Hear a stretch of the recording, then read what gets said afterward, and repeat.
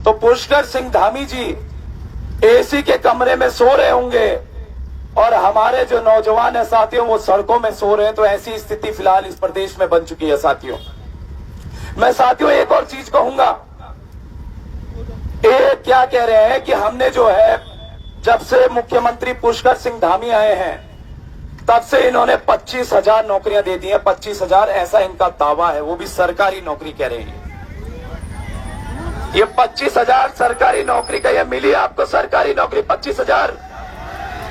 आपके भाई बहन लगे कोई सरकारी नौकरी में? आप चलिए, अगर आप इन बेरोजगारों की, इन प्रदेश के युवाओं की बातों को भी नहीं मान रहे हैं तो मैं आपको साथियों वो लिस्ट भी दिखा देता हूं कि जब से पुष्कर सिंह धामी की सरकार आई है तब से कितनी सरकारी नौकरी मिली है और कितनी प्राइवेट नौकरी मिली है और कितनी टेम्परेरी नौकरी मिली है। पूरी लिस्ट साथियों हमारे सामने है। ये अगर लिस्ट देखेंगे आज इसी लिस्ट से साथियों ये बता देंगे कि जब से धामी जी आए हैं तब से कितनी सरकारी नौकरियां मिली हैं।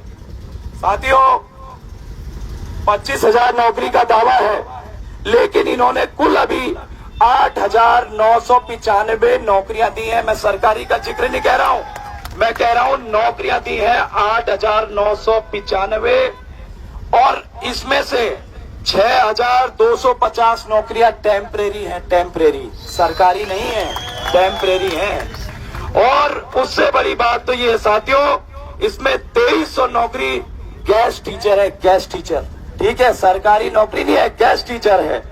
950 इन्होंने सीआरपी बीआरपी में दिए, 3,000 इन्होंने 4th क्लास में दिए और जो असली सरकारी नौकरी इन्होंने अब तक दी है पुष्कर सिंह धामी जी के कार्यकाल में, असली सरकारी नौकरी, वो नौकरी दी इन्होंने सिर्फ 2,745।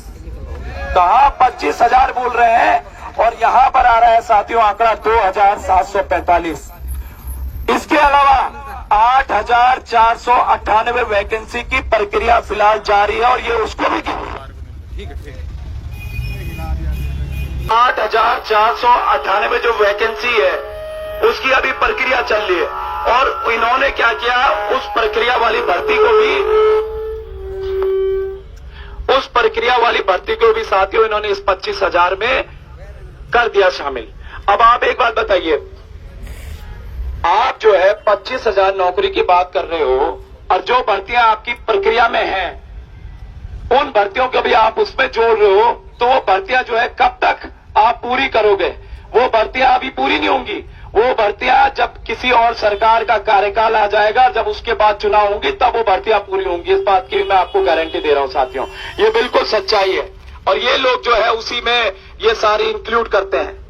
तो ये एक तरह से पोल आज खुल चुकी है कि 25,000 नहीं बल्कि सिर्फ 2,735 नौकरियां इन्होंने सरकारी अभी दी है साथियों।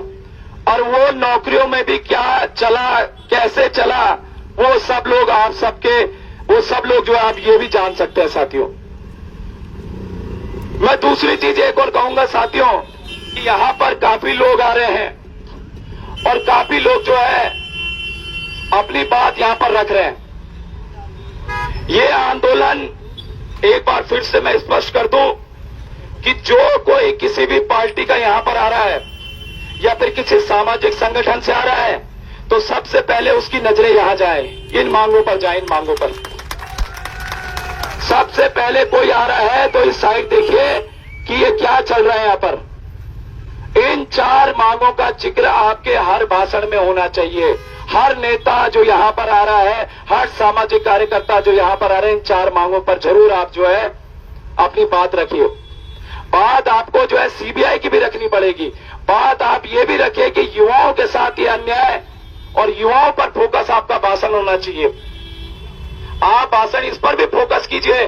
आप सरकार को बोलिए जो आपको बोलना है, भाजपा सरकार को बोलिए आपको जो बोलना है, लेकिन सीबीआई जांच की मांग यूकेडी भी करे अगर वो यहां पर आ रही है, कांग्रेस भी करे जो यहां पर आ रही है, और भाजपा का कोई भी आ रहा है वो भी यहां पर जो है सीबीआई जांच के बारे में बात कीजिए साथियों। ऐसा नहीं है सिर्फ युवा यहां पर कह रहा है कि सीबीआई, आपको भी सीबीआई जांच की मांग यहां पर करनी पड़ेगी साथियों। तो इस प्रकार की अगर यहां पर, और दूसरी चीज है कि युवा यहां पर बैठा है अपनी मांगों को लेकर।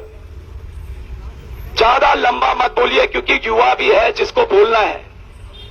और कल मैं देख रहा था कई युवाओं के जो है बारी नहीं आई, और यहां पर जो है सामाजिक संगठनों के ज्यादा लोग बोल रहे हैं, तो वो भी नहीं चलना चाहिए। कम से कम आप युवाओं की पीड़ा यहां पर सुनने आए हैं, उनको भी सुनिए, आप उनको भी मंच मिलना चाहिए उन युवाओं को। तो ये जो सारी चीजें हैं साथियों, इसको हमें समझना पड़ेगा।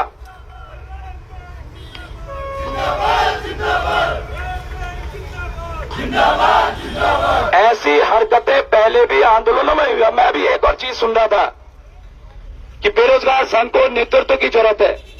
इस बेरोजगार संघ को 2018 में भी नेतृत्व की जरूरत नहीं थी, 2022 में भी नेतृत्व की जरूरत नहीं थी, और 2025 में भी नेतृत्व की जरूरत नहीं है। ये बेरोजगार संघ के युवा सक्षम है, ये सक्षम है अपनी लड़ाई लड़ने के लिए, और लड़ाई लड़ भी रहे हैं। प्रदेश के युवाओं की मांग हमें यहां पर मनवानी है किसी भी हाल में। और अगर जरूरत पड़े, यार ये निकम्मी सरकार अगर नहीं कर रही है, तो आपका भाई राम कंडवाल यहां पर अनशन पर भी बैठने के लिए तैयार रहेगा। आपने अगर ये देखा होगा साथियों, यही राम कंडवाल अगर 13 दिन के अनशन में आपके लिए बैठ सकता है, तो आज फिर भी बैठ सकता है साथियों यहां पर अनशन के लिए। लेकिन यहां पर बातें हो तो युवाओं की बातें हो, उनसे संबंधित बातें हो। हल कैसे निकल सकता है, सारी सामाजिक जो यहां पर पार्टियां, राजनीतिक पार्टियां हैं, वो यहां पर कम से कम ये डिस्कस करें कि सरकारों से जो है ऐसी कैसी बातें मनवा सकती हैं। क्योंकि ये युवा साथियों यहां पर इसलिए आ रहा है क्योंकि इसको अपनी मांगे मनवानी है, और यही असली सच्चाई है। तो एक बार साथियों पुनः मैं आप लोगों को ये बता दूं कि बात हम लोगों की चल रही है, चीजें आगे जरूर बढ़ेंगी। और अगर चीजें आगे नहीं बढ़ी तो जिस कॉल का हमने आपको कहा था कि एक दिन वो कॉल भी होने वाली है साथियों, जिस दिन पूरे प्रदेश से यहां पर 20 से 25 हजार युवा आएगा साथियों इस परेड ग्राउंड में, 20 से 25 हजार युवा।